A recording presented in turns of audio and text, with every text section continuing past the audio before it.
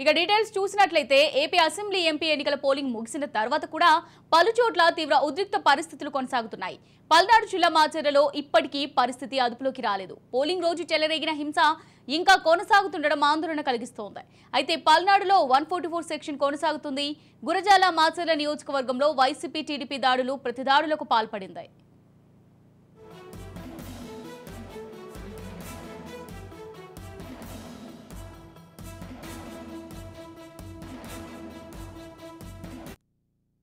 అడుగడుగునా పోలీస్ బలగాలను మోహరించారు. ఇప్పటికీ స్థానిక షాపులు తెరుచుకోలేదు.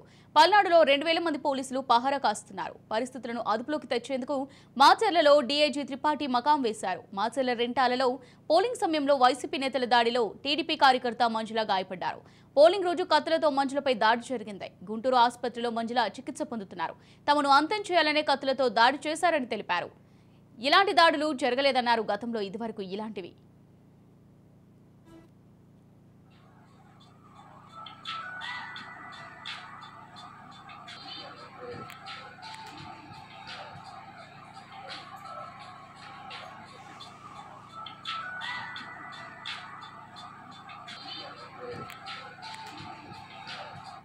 పల్నాడులో రాజకీయ ఘర్షణలు ఆగడం లేదు. పోలీసులు మాచర్ల నియోజకవర్గ నరసరావుపేటలో 144 సెక్షన్ కూడా అమలు చేస్తున్నారు. మాచర్లలో వైఎస్ఆర్సీపీ పిన్నెల్లి రామకృష్ణారెడ్డిని అలాగే టీడీపీ అభ్యర్థి జూలకంటి బ్రహ్మానందరెడ్డిని హౌస్ అరెస్ట్ చేశారు. ఇక నరసరావుపేటలో టీడీపీ అభ్యర్థి చెదలవాడ అరవింద్ బాబును, గోపిరెడ్డి శ్రీనివాస్ రెడ్డిని కూడా హౌస్ అరెస్ట్ చేశారు పోలీసులు. పల్నాడులో ఇరు పార్టీ నేతలను కస్టడీలోకి తీసుకున్నారు.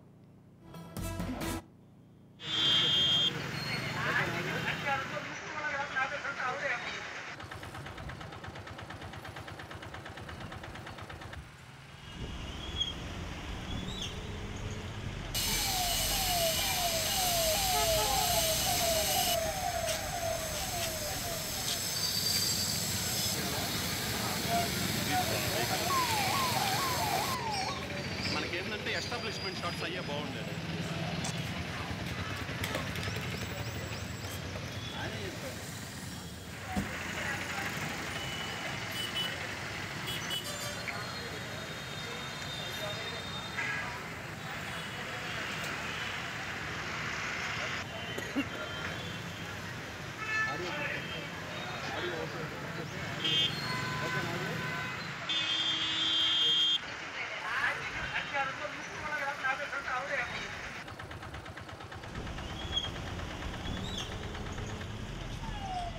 రైట్, ఇక ఇదే అంశానికి సంబంధించి మరింత సమాచారం పల్నాడు నుంచి మా ప్రతినిధి రమేష్ అందిస్తారు. రమేష్, చెప్పండి. 4 నేతలైతే పోలీసులు హౌస్ అరెస్ట్ చేసినట్టుగా తెలుస్తోంది. అలాగే గురజాల మాచర్ల నియోజకవర్గంలో అయితే ఇంకా పెద్ద ఎత్తున ఘర్షణలు చెలరేగుతున్నట్టుగా తెలుస్తోంది. మరి దీనికి సంబంధించి అప్డేట్స్ ఏ విధంగా ఉన్నాయి?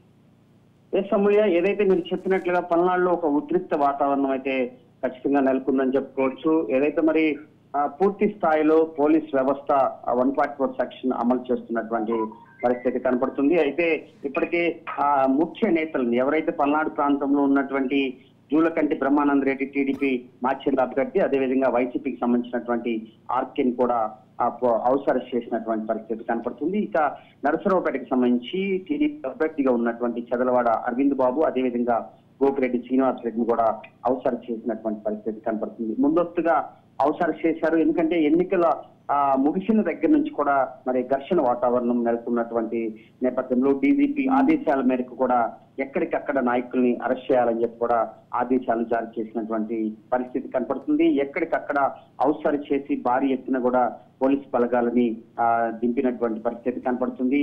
ఎప్పటికప్పుడు ఎస్పీ సమీక్ష నిర్వహిస్తున్నారు.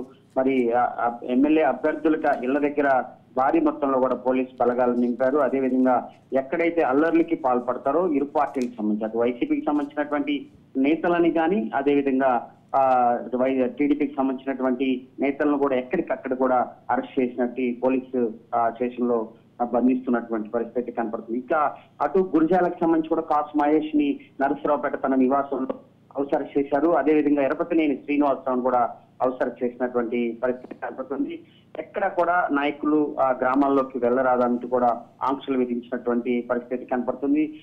ఇదే క్రమంలో ఎవరైతే గొడవల్లో అల్లర్లకు సృష్టించినటువంటి పల్నాడులో ఆ కార్లు తగలబెట్టడం వంటి వ్యవహారంగా అటు పోలీసుల పైన చేసినటువంటి దాడుల వ్యవహారంలో ఎవరైతే ముఖ్యంగా పాల్గొన్నారో వాళ్ళందరినీ సీసీ ఫుటేజ్ ద్వారా వీడియోస్ ద్వారా కూడా గుర్తించే పనిలో పోలీస్ యంత్రాంగం పడినటువంటి పరిస్థితి కనపడుతుంది. ఎక్కడికక్కడ ఆ 307 కేసులు నమోదు చేశారు. కేసులు నమోదు చేసినటువంటి పోలీస్ యంత్రాంగం వారందరినీ కూడా ఆ కస్టడీలో తీసుకుంటున్నటువంటి పరిస్థితి కనపడుతుంది. చాలా చోట్ల కూడా ఇరు పార్టీ నేతలకు కూడా మరి పరారీలో ఉన్నటువంటి పరిస్థితి కనపడుతుంది. అయితే అభ్యర్థులకు ఉన్నటువంటి నేతలకి ఒక దిశానిర్దేశాన్ని ఇచ్చారు పోలీస్ యంత్రాంగం. ఎక్కడ కూడా రెచ్చగొట్టే వ్యాఖ్యలు కానీ అదేవిధంగా బయట ఎలాంటి కార్యక్రమాలు నిర్వహించవద్దని ఇప్పటికే ఆదేశాలు అయితే జారీ చేసింది.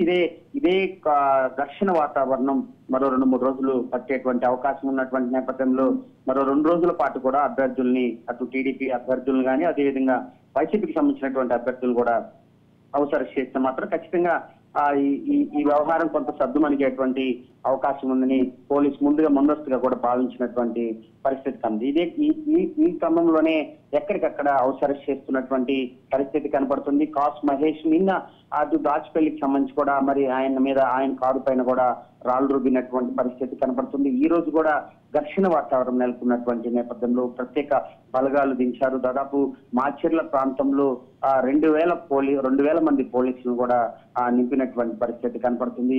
ఎక్కడ కూడా షాపులు తెరవడానికి వీల్లేదంటూ కూడా పోలీసులు ఆంక్షలు విధిస్తున్నారు. అటు నరసరావుపేట మల్లం సెంటర్ లో కూడా ఎక్కడ కూడా తెరిచినటువంటి షాపులు కూడా మూపించి పోలీసులు గస్తీ నిర్వహిస్తున్నటువంటి పరిస్థితి కనపడుతుంది.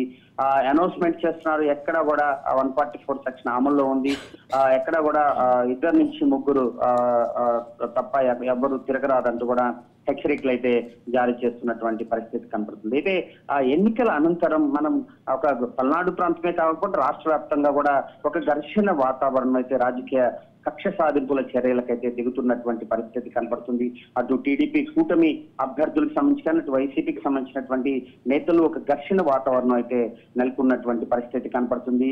ఎక్కడికక్కడ దాడులు నిర్వహించడం, ఘర్షణ వాతావరణం మరి చాలా చోట్ల కూడా మరి హాస్పిటల్ పాలైనటువంటి పరిస్థితి కనపడుతుంది. నిన్న టీడీపీ కూటమి అభ్యర్థులు ఎస్పీని కలిసినటువంటి సమయం కూడా రాజ్ న్యూస్ తో మాట్లాడారు. 3 నేతలు మాట్లాడారు. కన్నా లక్ష్మీనారాయణ గారిని, అటు కొమ్మాలపాటి శ్రీధరు, అదేవిధంగా జీవి ఆంజనేయులు, మళ్ళీ అదేవిధంగా మాచర్లకు సంబంధించినటువంటి జూలకట్టి బ్రహ్మారెడ్డి మాట్లాడినటువంటి పరిస్థితి కనపడుతుంది. కన్నా లక్ష్మీనారాయణ మాట్లాడుతూ దాదాపు 50 మంది కార్యకర్తలు, టీడీపీ కార్యకర్తలు అతి కిరాతకంగా దాడి చేసినటువంటి పరిస్థితి.